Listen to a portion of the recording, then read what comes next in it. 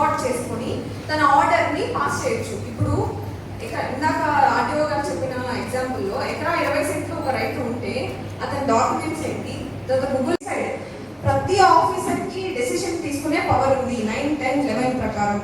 Even village సర్వేకి ఆ experience లేకపోవడం వల్ల ఆ రైతు తీసుకున్న నిర్ణయాన్ని he can have the power to determine disputed boundary.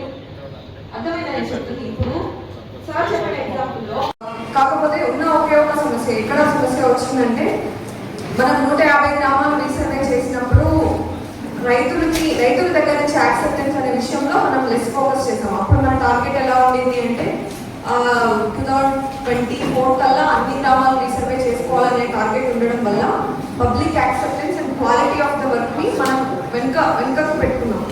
ఇప్పుడు ఎలక్షన్స్ జరిగిన తర్వాత వచ్చిన ఎస్ఓపిలో మేజర్గా వచ్చిన మోడిఫికేషన్స్ ఎలా ఉన్నాయంటే ఆ ఒక్క డ్రాబ్యాక్ ని అడ్రస్ చేసేలాగా ఉన్నాయి. సో ఇప్పుడు జరిగే రీసర్వేలో ఇంపార్టెంట్ విషయం ఏంటి అంటే రైతులు కానీ పబ్లిక్ దగ్గర నుంచి కానీ యాక్సెప్టెన్స్. సో ఈ పబ్లిక్ దగ్గర నుంచి యాక్సెప్టెన్స్ తీసుకోవడానికి కొత్త ఎస్ఓపిలో ఏమేమి మోడిఫికేషన్స్ చేశారు, వాటిని మీరు ఏ స్టెప్స్ లో అమలు చేయాలి అనేది చెప్పడం కోసమే resurvey work shop. So session ఎలా జరుగుతుంది అంటే ఫస్ట్ చేంజెస్ ఇన్ ఎస్ఓపి ఏమేమి చేంజెస్ చెప్పడం జరుగుతుంది, ఆ చేంజెస్ కోసం ఏమేమి సర్క్యులర్స్ ఇచ్చారో చెప్పడం జరుగుతుంది. తర్వాత సర్క్యులర్స్ అయిపోయిన తర్వాత మాడ్యూల్స్లో వాటిని సిస్టమ్ డేటా ఎంట్రీ టైంలో ఇంప్లిమెంట్ చేయడం కోసం మాడ్యూల్స్లో ఏమేమి అవకాశాలు ఏమేమి ఛాన్సెస్ ఇచ్చారో చెప్పడం జరుగుతుంది. ఆ తర్వాత జనరల్గా మనకున్న ఛాలెంజెస్ ఏంటో చెప్పడం జరుగుతుంది ఈ సెషన్లో. సో మేజర్గా మనం ఆలోచిస్తే మళ్ళీ గోయింగ్ బ్యాక్ టు రైతుల దగ్గర నుంచి యాక్సెప్టెన్స్, పబ్లిక్ దగ్గర నుంచి యాక్సెప్టెన్స్ రావడానికి మెయిన్గా మనకున్న సోర్స్ ఇప్పుడు ఏం చేయాలి అంటే ఈకేవైసీ అనేది ఒకటి ఇంట్రడ్యూస్ చేశాం. సో ఈకేవైసీ చేయడం ద్వారా సో ఇంతకుముందు ఏం చేసేవాళ్ళం, మనం రైతుల దగ్గర నుంచి అటెండెన్స్ కానీ మీరు రైతులు నోటీస్ ఇచ్చారా లేదా అని తెలుసుకోవడం కోసం మాన్యువల్గా చేసేవాళ్ళం. మొత్తం నోటీస్ సర్వింగ్ కానీ లేకపోతే పిలవడం కానీ inviting land holders to the ground కానీ మొత్తం మాన్యువల్గా చేసేవాళ్ళము. అండ్ ఫీల్డ్ లెవెల్ ఆఫీసర్కి తప్ప ఆ పైన ఉన్న ఎవరికి ఐడియా ఉండేది కాదు. అంటే మేము వచ్చి ఇన్స్పెక్షన్ చేసినా సరే మీ దగ్గర నోటీస్ ఎక్నాలజ్మెంట్ కాపీ మాత్రమే ఉండేది, అందుకు మించి ఏమీ ఉండేది కాదు. ఇప్పుడు అట్లా కాకుండా పైన ఉన్న లెవెల్ ఆఫీసర్ కూడా ఆఫీస్ నుంచి చెక్ చేసే వెసులుబాటు, అంటే ఈవెన్ ఆ రైతుకి మీరు సర్వే చేసిన సమాచారం అందిందా లేదా అనే వెసులుబాటు కోసం ఈకేవైసీ అనేది ఇంట్రడ్యూస్ చేశారు. టోటల్ ఏమున్నాయి, ఏ లాగిన్లో ఎన్ని ఎంట్రీస్ ఉన్నాయి, అసలు in general work flow end to end చాలా మందికి తెలియదు. డ్రాఫ్ట్ డిఎల్ఆర్ అంటే ఏంటి, డిఎల్ఆర్ అంటే ఏంటి, డ్రాఫ్ట్ ఆర్ఆర్ అంటే ఏంటి, ఫైనల్ ఆర్ఆర్ అంటే ఏంటి, అసలు 9 to 7 ఇవ్వాలి. అండ్ మనం ఇప్పుడు డ్రాఫ్ట్ పట్టాదారు పాస్బుక్ ఎక్కడ ఇస్తున్నాము, ఎవరికి ఇస్తున్నాము, ఎన్నిసార్లు ఈకేవైసీ చేయాలి, కొత్త జీటీ స్టార్ట్ అవుతున్న 5th phase. తర్వాత అలానే అసలు ఏ ఫేజ్ ఆఫ్ రీసర్వేలో మీ విలేజ్ ఉంది, more or less desk exercise లాగా అవుతుంది. ఇలాంటి ఇష్యూస్ అన్నీ వస్తున్నాయి కాబట్టి ఇందాక మనం ఫస్ట్ హాఫ్లో కూడా మనకు ఒక కాన్స్టిట్యున్సీ రివ్యూ అయింది.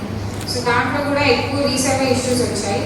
సో ఈ వర్క్ షాప్ ముఖ్య ఉద్దేశం ఏంటంటే రీసర్వే పట్ల రెవెన్యూ స్టాఫ్కి అంత అవగాహన లేదు, ఈ సర్వే స్టాఫ్ కూడా ఏదో అలా అతుతూ మాత్రంగా కానిస్తున్నారు.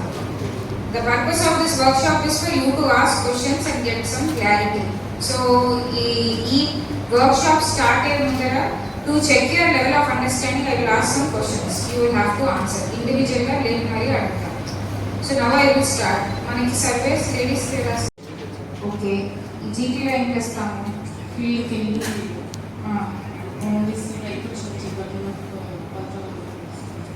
మరి జీటీలో ఏం చేస్తాము, జీవి ఇవి కూడా తెలియకపోతే మరి మీరు ఎన్ని విలేజెస్కి సర్వే చేస్తారు, విలేజ్ చేశారు కదా, ఎందుకు ఏంటన్నా తెలుసుకోవాలి కదా, మన బాధ్యత కదా. ఇన్విటేషన్స్ వచ్చాయి మీరు చేసిన రీసర్వే విలేజ్లో 600 వచ్చాయి. ఎందుకు 600 వచ్చాయి, మరి జీటీలో ఏం చేస్తారు మీరు, అసలు జీటీ ఎందుకు చేస్తాము, ఇప్పుడు మ్యుటేషన్సే రేస్ చేయాలి విఆర్ఓ విఎస్ లాగిన్ వచ్చినప్పుడు అని అంటే జీటీ స్టేజ్లో మనం ఏం ఐడెంటిఫై చేయాలి, మీరు మళ్ళీ విఆర్ఓ విఎస్ లాగిన్ అయిపోయిన తర్వాత ఎంఆర్ లాగిన్కి వచ్చినప్పుడు మ్యూటేషన్ అంటే నాకు 21 days 15 days పెరగవా?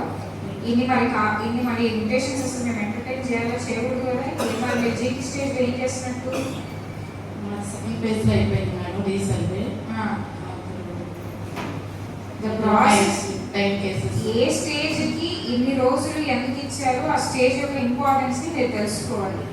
విఆర్ఎస్ ఎలా బిహేవ్ చేస్తున్నారంటే సర్వే అనేది రీసర్వే డెస్క్ ఎక్సర్సైజ్ లాగా ఫీల్డ్కి వెళ్ళకుండా డెస్క్లో కూర్చుని అది ఒక అడంగల్ ప్రింట్ తీసుకుని కూర్చున్నారు అంతే. విఆర్ఓ లాగిన్లో ఎన్ని ఎంట్రీస్ ఉంటాయి ఐడియా ఉందా?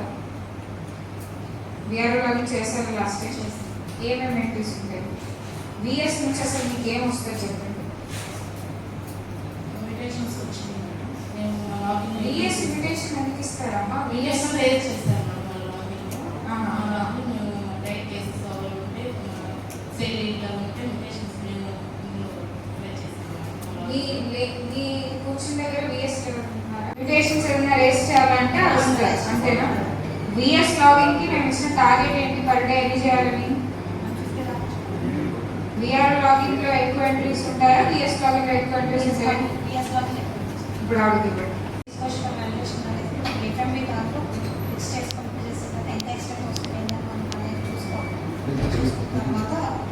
ఏదైతే గట్ల మీద పాయింట్ తీసుకుంటున్నారో అది క్యూజిఎస్ లో పెట్టి పాలిగన్ అది పాలిగన్ వర్డ్ రావాలి మీ దగ్గర నుంచి.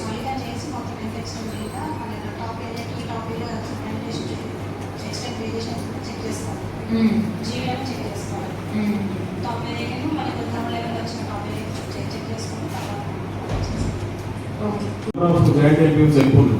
ప్రాబ్లం మొత్తం దాని మీద ఉంది మేడం. ఇప్పుడు ఈ సెషన్ లో ఒకసారి జాయింట్ ఐపీఎంస్ మీద క్లారిఫికేషన్ ఇస్తారని చెప్పి చెప్పారు. ఒకసారి ఇప్పుడు